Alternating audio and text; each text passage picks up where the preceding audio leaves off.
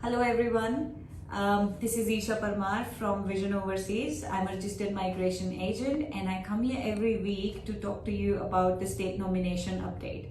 This week I have news regarding Tasmania, Queensland and South Australia and New South Wales. So talking about Tasmania first. Just as South Australia, they have also said that they will be considering candidates for high caliber stream for 190 nomination. They haven't really, released a separate stream, but they have said that they will be considering high caliber candidates for subclass 190, irrespective of the fact that whether they would meet the 190 eligibility criteria of, study or work requirements or not.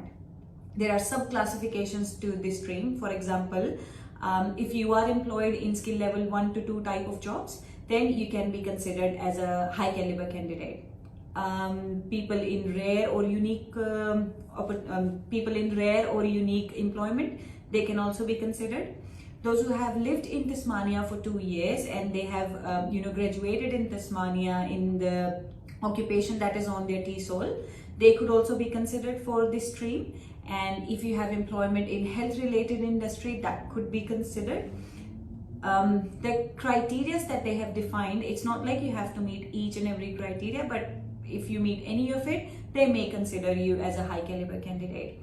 The most important one that I think most would fit in is that if you have been living in Tasmania for 3 years and you are working in a skilled employment.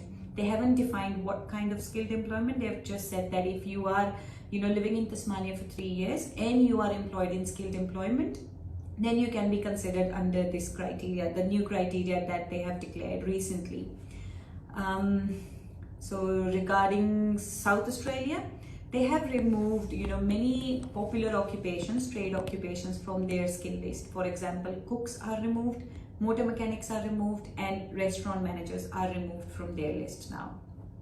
In regards to New South Wales, talking about the occupation lists, so the regions they have started releasing their own lists now, but primarily they are only focusing on the priority occupations, which are as per the department's list, the department's priority list. That's what their list is also aligned to. So occupations related to engineers manager, occupations related to nursing, analyst programmer, developer programmer, they remain the focus of the regional New South Wales. It's regional New South Wales as well. And last one, Queensland for today. Queensland has closed their business program, which they have said that they will advise in April 2021 whether they would reopen it for this financial year or not. Apparently, they are already having a lot of backlog to assess, and they seem to have reached their capacity for this financial year.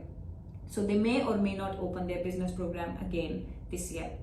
And in regards to 491 small business ownership, this is also very important update because many applicants are going for this option.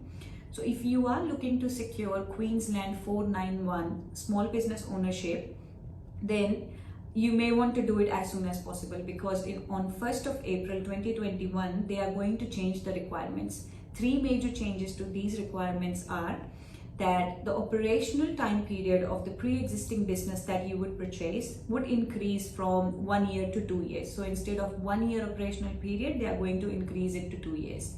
Second change is that if they previously said that there should be a minimum investment of $100,000, they are going to change it to minimum purchase price to $100,000. So instead of minimum investment, it is going to be the minimum purchase price. So the business that you are going to buy, you must buy it for at least $100,000 plus the additional repairs or maintenance or whatever you would do on that business that you would purchase. Thirdly, certain type of businesses will not be considered under this program. For example, sublease program. So if you are subleasing somebody else's petrol station, that is not going to be considered. If you are running a home-based business or a small business like courier services or cleaning services, they are not going to consider those for this program, under this program of small business ownership. This is it today from me. And if you think you fit in any of the criteria explained about Tasmania, high caliber candidate, please feel free to speak to us about it in person so that we can assess your eligibility and tell you further about the requirements. Please subscribe to the newsletter and also like us, love us on Facebook. Thank you.